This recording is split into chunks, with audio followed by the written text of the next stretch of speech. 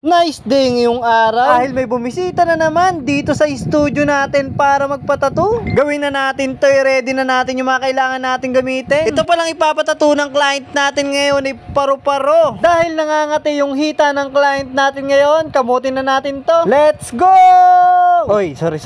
Ito palang ipapatato ng client natin ngayon ay butterfly na colored. Yung client pala natin ngayon ay hindi first timer na magpapatato dito sa studio. Pangatlong balik niya na dito sa studio. Ewan ko ba kung bakit siya balik ng balik. Ewan ko ba dito sa client ko na to. Pero masaya na naman tayo ngayon dahil makakagawa na naman tayo ng panibagong tattoo. Itong client ko na to, laging pag pumupunta dito sa studio ay wala siyang design. At lagi pag pumupunta siya dito sa studio ay lagi siyang alanganin sa oras. Sinisingit nga lang daw niya kasi yung oras niya na magpatato dahil busy nga daw siya. Natanong nga natin kung bakit lagi siya alanganin kung pumunta dito sa studio. Noong nakaraan kasi nagsabi siya sa atin na nagmamadali nga daw siya dahil may pasok pa nga daw siya. Dahil naisipan niya nga lang daw magpatato, talagang pumunta siya dito sa studio. Tapos ngayong oras na naman, bigla na naman yung pagpunta niya dito dahil kakauwi lang nabubulol pa tayo dahil kakauwi nga lang daw niya sa work, kaya pumunta siya dito sa studio natin dahil naisipan na naman niya magpatato. Gaya pa rin ng dati, wala na naman siyang design na dala, pero meron siyang idea na gustong ipatato. Oo nga no, hindi naman talaga nagdadala yung mga client ko ng design, pero wala kasi siyang reference sa cellphone niya, kaya naghanap pa kami ng design na gusto niyang ipatato. Dahil paru-paro nga yung gusto niyang ipatato, dun kami nag-focus na hanapin yung design. Basta ganon, naghanap kami ng ideas na pwede niyang ipatato. Basta daw paru-paro, tapos kulay brown. Kaya hindi na kami nagdalawang isip, naghanap na kami ng design para magawa na namin yung gusto niyang ipatato. Bale, parang hindi naman halos brown yung gusto niyang mangyari sa tattoo niya. Dahil yung nahanap naming design o yung design, ano ba yan? Puro design na lang. Yung design kasi yung